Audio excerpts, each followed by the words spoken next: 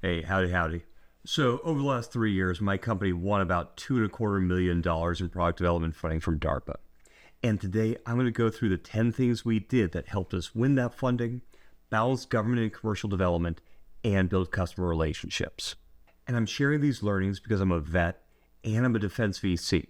So, for professional and personal reasons, I want to see new companies bring new ideas to and get funding from the DoD. And to make sure this video is worth your time, I've got one extra tip that helped us get funded on our first try, while it takes most companies 3 or more attempts. Okay, first thing we did right. We used partners to fill gaps on our application. So officially, SPR proposals are graded on 3 factors: the merit of your tech solution, the quality of your commercialization plan, and the team's credibility on the first 2 factors. But I think there's a sneaky 4th factor, which is whether the government thinks that you can meet their compliance requirements. And to win, you have to be strong on all 4 elements. So, when we were considering whether to apply to this STTR, and FYI, an STTR is just the flavor of SBIR we won, we took a really hard look at how well we stacked up on each factor before we started to rate. We had a strong but non-traditional technical solution, and a very strong commercialization plan, but our team's technical credibility was shaky, and so was our experience with government compliance. So our proposal was good, but not great, and not great is the same as losing.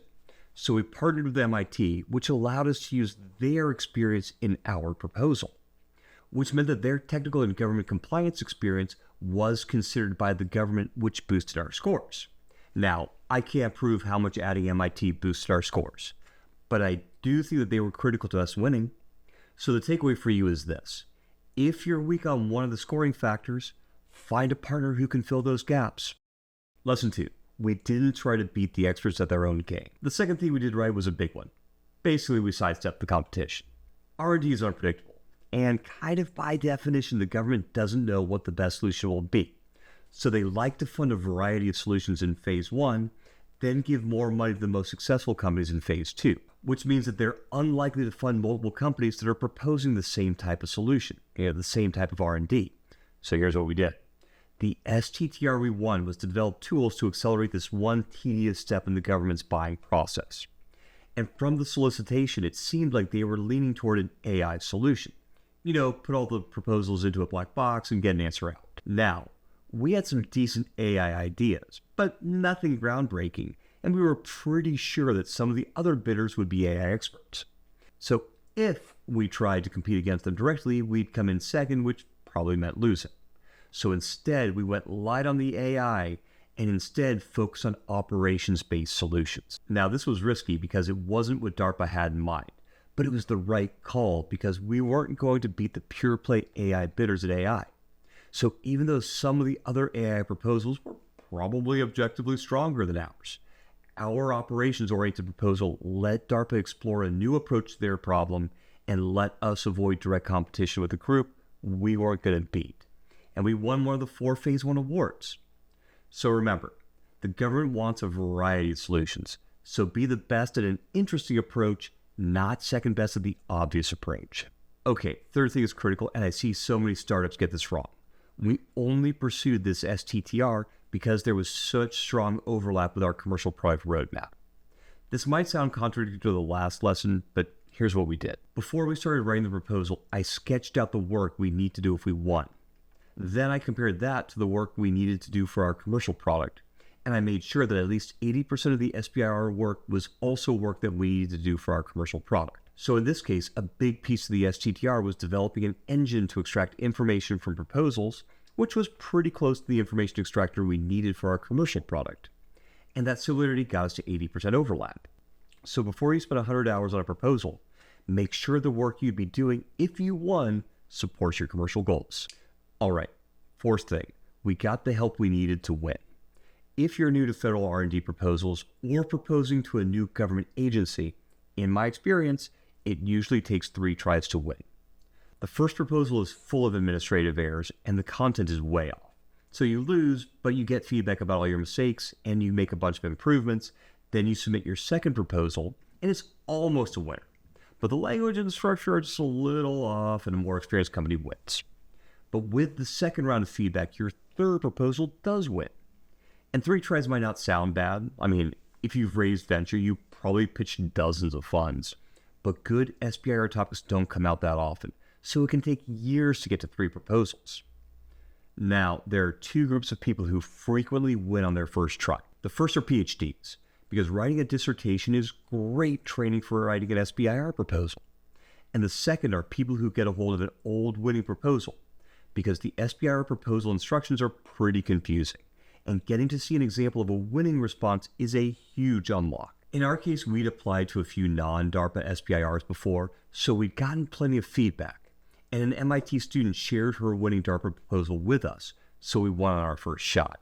And if you're interested in reading winning proposals, check out the Inevitable Defense Proposal Marketplace. They have dozens of redacted winning proposals from different agencies that you can buy to see what good looks like. Link to the Inevitable Defense website in the description below. All right, 5th thing we did right. Once we had a relationship with the government lead who was managing our project, we shaped the SBIR to where we wanted to take the work. So like I said, it seemed like DARPA was looking for an AI solution. So their minds were here. Well, we were interested in developing AI stuff, but we were much more interested in making operational decision support tools. So over the course of phase 1, we demoed some of those operational solutions, and our lead really liked them. And that allowed us to pitch a phase 2 that was basically a pure play decision support tool with just a little AI in it. So don't just accept the original SBIR framing. Get your foot in the door, demonstrate value, build trust, and then influence where the project goes. 6th thing we did right, we set a 2-week meeting cadence with our government lead. Most people talk to their lead 3 times over a 6-month SBIR. Once at the kickoff, once at the midpoint check-in, and then once at the end. That's it. But we wanted to work with our lead so we could bounce ideas off them, make them less of a project manager and more of a collaborator. So we requested a meeting every other week. They seemed surprised but said okay, and this was game-changing. These frequent touch points allowed us to quickly test ideas, kill the bad ones, refine the good ones, and ask for help. So don't just present your findings every couple of months. Bring your government lead along for the journey. Also, if this conversation has been helpful, please hit the like button. It really does help us. And we have another 15 government funding videos scripted, so subscribe to see them as soon as they're released. The 7th thing we did might be our favorite. We started with bold ideas. In our first meeting, we showed up with the usual brief about how we were going to do the work, and we laid out some pretty vanilla hypotheses.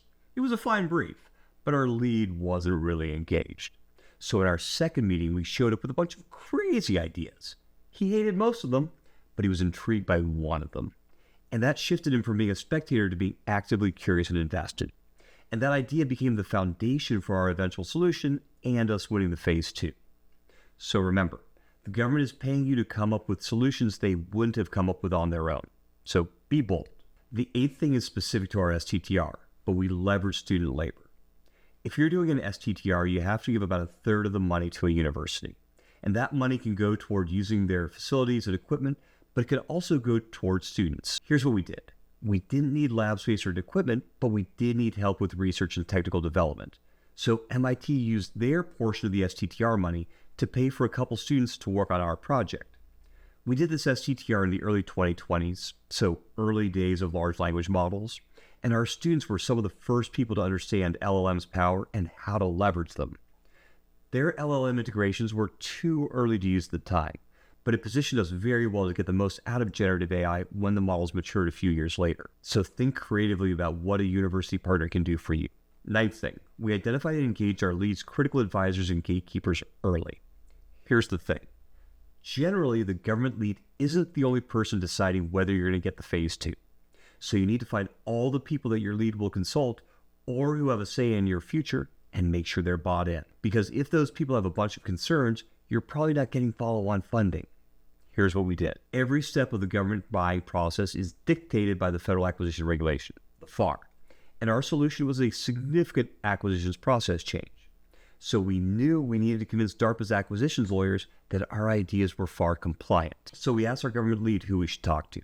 He gave us the name of a very senior DARPA lawyer, and we spent hours with them explaining our approach and going line by line through the FAR to show that our solution met the letter and the intent of the law. And this paid off big time. In a key meeting a couple months later, our lead looked over at the lawyer and asked whether our solution was legal. The lawyer nodded and said, "I think so." If they'd said anything else, we would have been toast. So figure out all the people who will have a say in your follow-on funding, meet them, and address their concerns. The 10th thing we did right goes against conventional wisdom. We published detailed information on what we'd done, our findings, and our hypotheses on relevant subreddits, LinkedIn, and government acquisitions chat rooms, which, believe it or not, is a thing.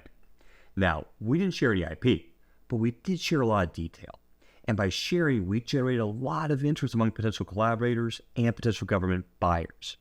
Additionally, I think that being so open generated a lot of goodwill with our lead that helped us win the phase 2. So, publish your work. The 11th thing we did right, we built trust with our lead early. Government R&D shops have a reputation for taking government dollars and producing very little.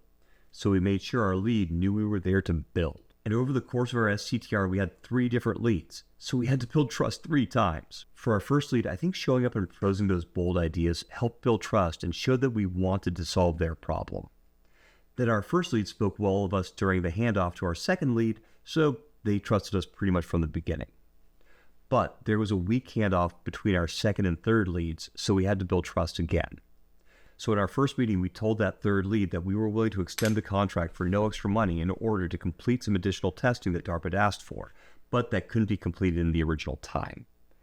And I think that this focus on the work over money helped win him over, and he became a fantastic advocate for us. So demonstrate that you're there to do the work, not just to get paid. So there you have it. The 11 things we did right that helped us win $2.25 million from DARPA. If you have questions, drop them in the comments below. I read all of them and I'll do my best to respond. And if you want to learn about all the mistakes we made that nearly derailed our funding, check out this video.